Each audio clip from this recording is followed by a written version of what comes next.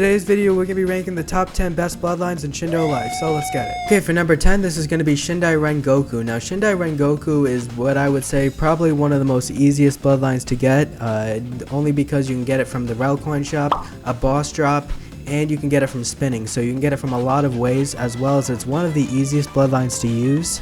And I'll quickly explain why. So let's go over what you need. So for the requirement, it's going to be level 50 to unlock its mode, and its mode is pretty busted. You get almost 3,000 stat points into everything, so it's definitely beginner friendly given it's only level 50. So if you're first starting out Shindo life, I would recommend picking this one up given just how easy it is. And let's talk a little bit about the moves. We have the first one, Ren Goku style Under the Sun, which is basically just like a meteor. Then the next one is kind of a flame barrage, and the third one is a counter. So the moves are very good as well. The second move is kind of iffy because it's kind of just it doesn't really hold anybody in a combo. So the second move is kind of awful. So the first 1 and 3 moves are really good. The second one is pretty bad.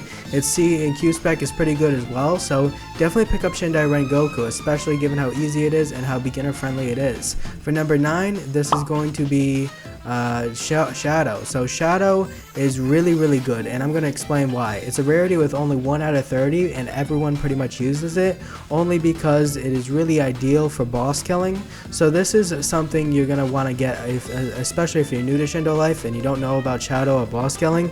You're definitely going to want to pick this up because it has one move that kind of is like a spiky move that does like I think like 3 million damage to bosses. So it is really good only for boss killing. It's not really good for PvP. It's not really good for green scroll missions, but exclusively for boss missions, this is one you definitely don't want to let by. And the mode is pretty good as well. It kind of goes with it.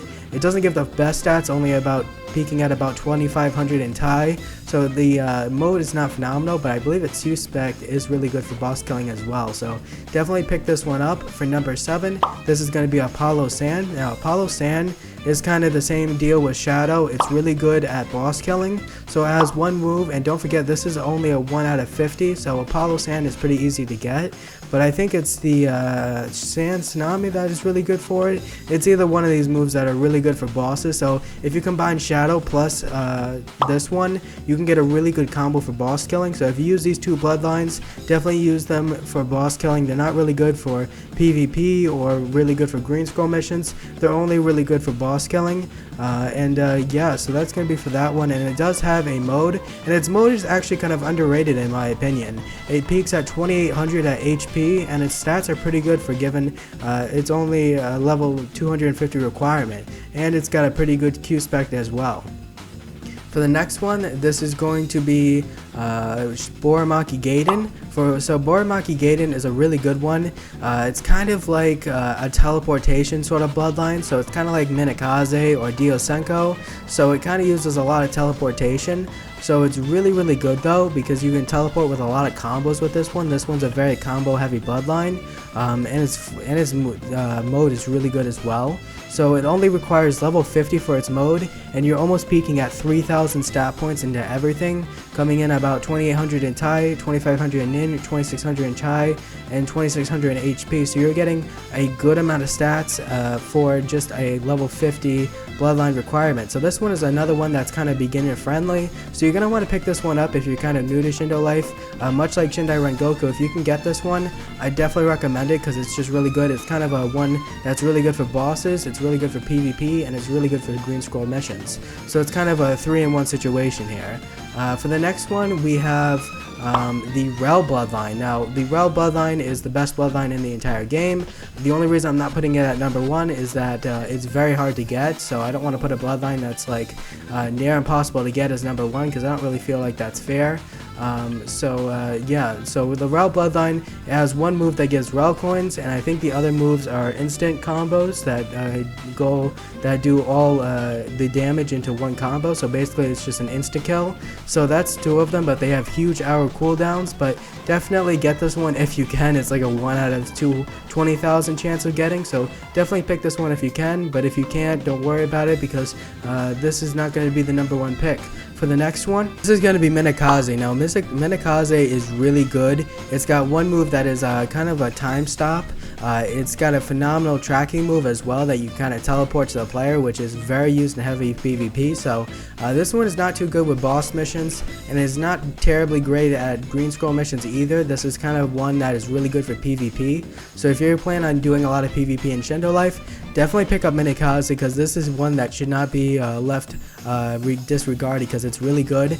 And about the form, let's see really quick. So yeah, so its form, you need level 400, and it's a pretty good form, peaking at 2700 in Chai, 2600 in Nin, and 2500 in Tai, and 2400 in HP, requiring a level 400. So really good form. Definitely pick this one up.